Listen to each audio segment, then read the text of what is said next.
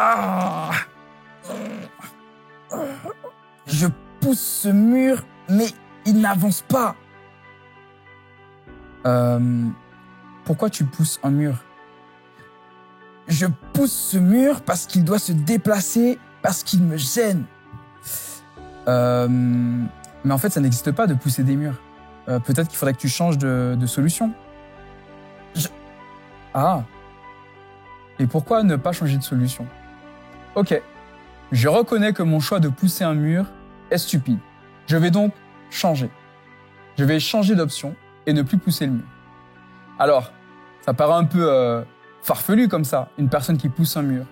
Mais ce qui est intéressant, c'est comment ça se passe lorsqu'on réalise qu'on se trompe et qu'on reconnaît qu'il faut changer et avancer.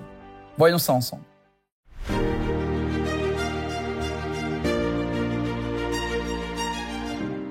La pensée du jour se trouve dans 1 Jean, chapitre 1, verset 9. Si nous reconnaissons nos péchés, Dieu est fidèle et juste, et par conséquent, il nous pardonnera nos péchés et nous purifiera de tout mal que nous avons commis. Si tu fais toujours de ton mieux, tu commets probablement moins d'erreurs que beaucoup de gens. Mais il t'arrive tout de même d'en faire, comme tout le monde. C'est tout à fait normal, car tu n'es pas un robot. Et même les robots les mieux programmés connaissent parfois des bugs. La perfection n'est tout simplement pas de ce monde. Cependant, elle existe en Dieu. Dans le domaine moral et spirituel, nos erreurs peuvent avoir des conséquences bien plus profondes. Elles peuvent nous toucher personnellement et impacter aussi les personnes qui nous entourent. Face à ces situations, il est naturel d'éprouver de la culpabilité, de la tristesse ou même de l'amertume. Alors que faire pour avancer?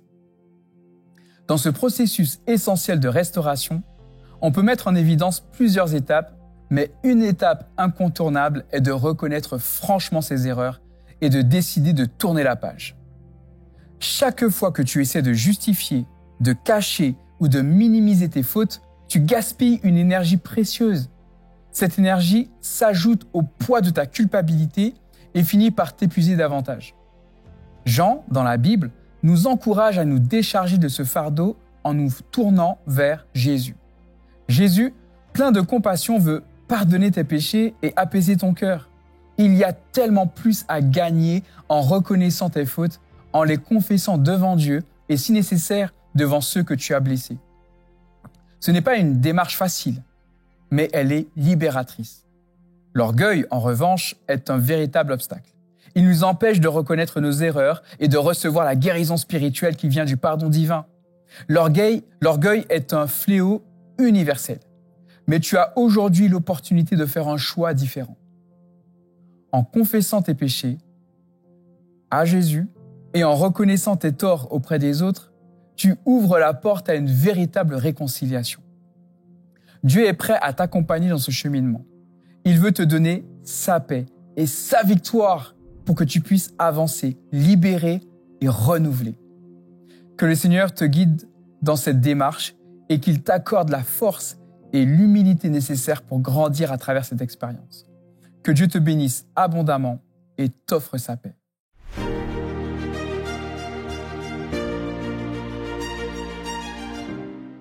Aujourd'hui, je te propose quelque chose de spécial. L'idée est la suivante. Il y a clairement, très certainement, une situation dans ta vie où tu reconnais intérieurement, peut-être pas encore publiquement, que tu aurais pu faire les choses différemment.